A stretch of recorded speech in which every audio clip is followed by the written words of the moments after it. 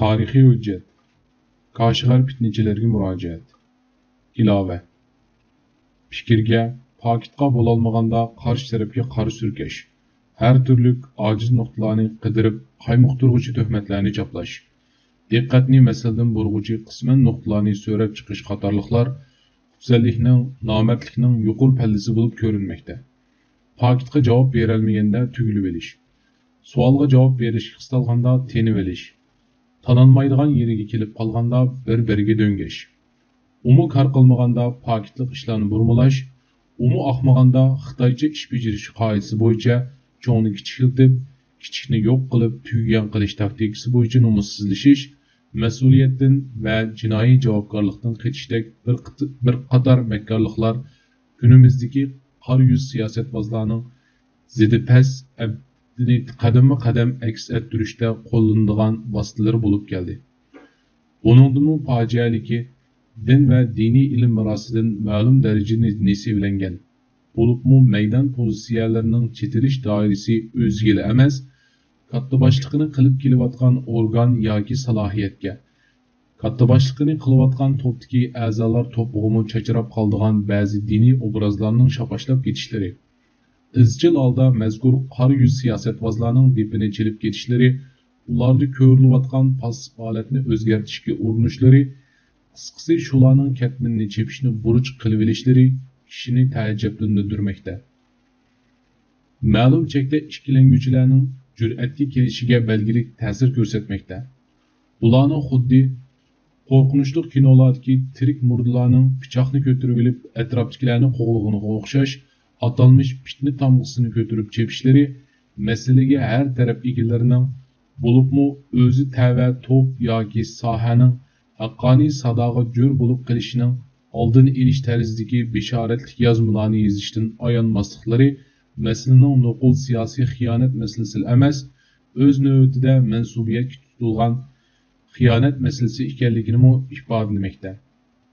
Mana bu turdagi fojialar masalaning fitnaligidan emas, balki haqiqati aniq masalani atay fitna deyish orqali atrofdagilarning masalaning ichki yuzini fuhshiga to'salg'u bo'lishga urinish ekanligi o'ttirdi. Demak, bu yerda chiqarilayotgan ta'tir qo'yinining maqsadining pokiti va dalili aniq ishlarning haqqoniy shaklda bilinishiga to'salg'u bo'lish va uningga qarata pozitsiya belgilanishining oldini olish ekanligi ma'lum. Undaqda bu xil urinish uchun o'ttirg'i tashlanayotgan qarisiga bo'xtonlar, ig'volar va ko'zni yumilib qo'ng'iroq o'g'irlash tipidagi ishlarni ulg'aytirishlarning hammasi dal fitna urug'ini chekishning oqibati. Mundaqcha aytganda, fitnaning dal o'zidir deb aytishga bo'ladi. Aniqlashgan bir masalani fitna deyish, fitna urug'ini chekish bo'lgan ekan, buningda jon jahli bilan igi chiqayotganlarning, fitnaxo'rlarning naq o'zi deb aytishga bo'ladi. Bu xususda bizga tarix aydınlatquchi chiroq misoli vaziyatimizning amaliy ahvolini yo'ritib bergusi. O'qirmanlarga sungan Qashqar fitnachilariga murojaat nomli bu maqola bizni bu xususda aydınlatish xarakterida bo'lib, maqola navbatda biz yo'lni tutib menayotgan va iddaolarimizda jar silib kelayotgan mustaqil davlat qurish va mustaqilligimizni o'z qo'limizga qaytarib kelish haqidagi g'oyamizning harakatlantirgich manbasi bo'lgan. Shundaqla iddaosida emas, amaliyotida o'rinlab dunyoga mustaqil bo'lganligini jakarlash bilan birga bizga ulgu bo'lishga muvaffaq bo'lgan birinchi qitimliq Sharqiy Turkiston Islom Jumhuriyatining davlat arboblari tarafidan, ya'ni namunlik ajdodlarimiz tarafidan yozilgandir. Maqola xuddi bugungiga o'xshashli murakkab vaziyatlarda bug'diy bilan saminini aniq ayirish qiyin bo'lgan. Bo'libmi bizning turqimizda ko'rinadigan, bizning tilimizda, bizning chiroyimizga ega, ammo ruhiyati va zehniyati butunlay shalg'utliqqa, manqurtliqqa yotgan fitnachilar haqidagi chaqiriq bo'lib, maqola o'z navbatida davlatchilik falsafasiga, davlatchilik inig'a va mustaqillik prinsipiga ega bo'lgan g'oyalik ajdodlarimizning nazaridagi fitnachilikning nimaligini tushunishga zo'r yo'ritmadir. Chunki maqoladan ma'lum bo'lganidek, tar ramqilik yurtbozlikdan tar ma'nilik qavmiyatchilik ve içi kavak, ahal milletçilik içi bolgan bir bölük tabiqiler izchil holda qurilgan davlatni ichidan yimirishqa, navbati kelsa sirtqi kuchlarning qo'llashiga tayanibmi bo'lsa, qurilganni putlashqa, mengayotgan davlat mexanizmini buzish orqali yo'lini kesishga uringan.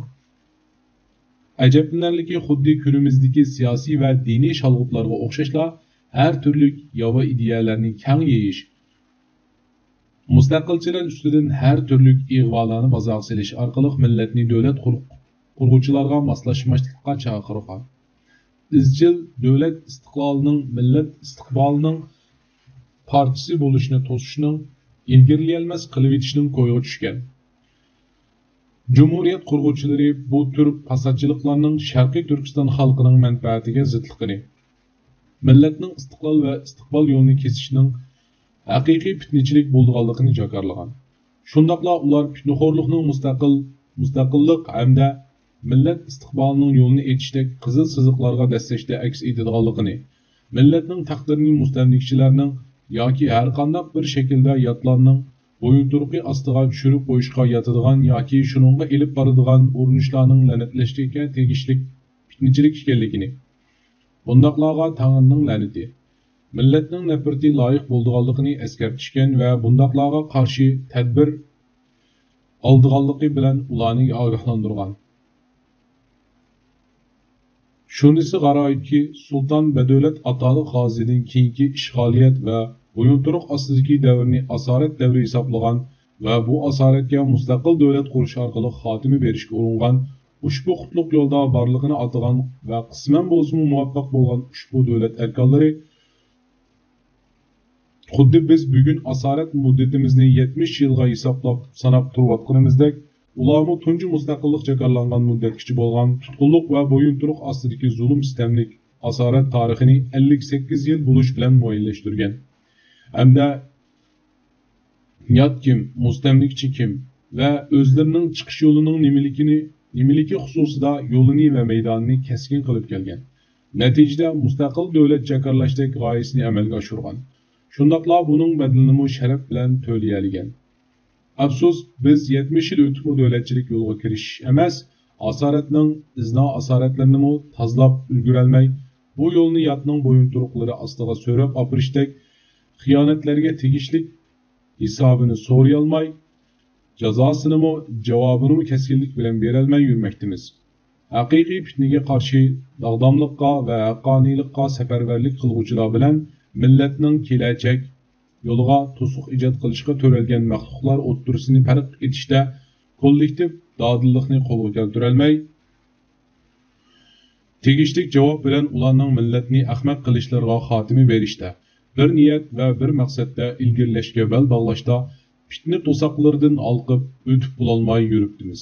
Xayr, tunji qitimliq davlat tajribasini boshdan kechirgan ajdodlarimiz tarixning takrorlanishidan ogohlantirib, fitnachilarga xalq va davlat bir gavda holda haqiqiy fitnaxo'rlarga haddini bildirganligi, tadbir qo'llanganligi va navbatda sunmoqchi bo'lgan maqolaning mazmunidan ma'lum.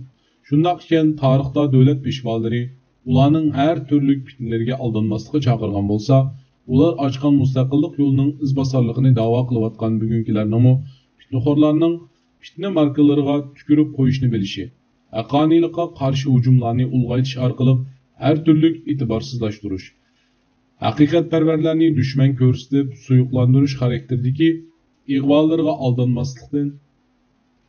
aldanmasdan pokitga hurmat qilgan asosda haqqoniyatni yoqlashda dadil bo'lib, mustaqillikni armon qilib ketgan ulug' ajdodlar yo'lini tirildirishga bel bog'lamoqi zarur.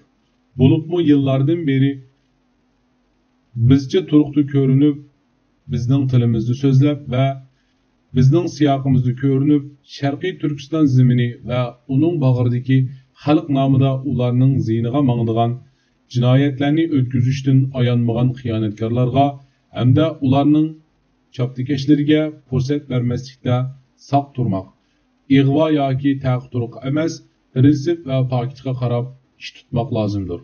Millatning istiqlol va istiqbolining ziyniga qadam olg'uchi bu tür noahillarga xuddi maqoladagi tutum bo'yicha shafqatsiz va qaqshatqush shaklda tadbir qo'llanib, ularning xalq nomida millatning gajgisiga minishlarga, ular nomidan ularning istiqboli va taqdiri haqida so'z egisi bo'lishiga xotimi bermak zarurdir.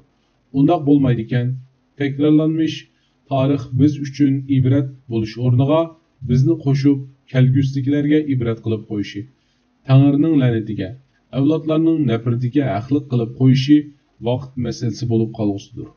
Burhan Muhammad. Qashqar fitnachilarga murojaat. Abduri Batur. Hijriya 1352 yili Şaban ayının 13. günü.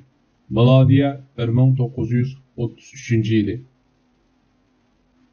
İttifaq ve birlik nimetinin qadr qimmatini bilmagan, yalğız şahsi menfaati üçün bir-birini ezgen, sülük kabi imib sömürgen, mansabni suiiste'mol qilgan, obro'yparastlik, shuhratparastlik ve haromxo'rlikqa berilib ketgan fitnachi unsurlar yurt makonimizdan yo'qolmay turib, navbatdagi qurilish vaziyatidagi harbiy va mulkiy ishlarimizni joyida tartibga sola olishimizga aql fikr yetadigandak emas.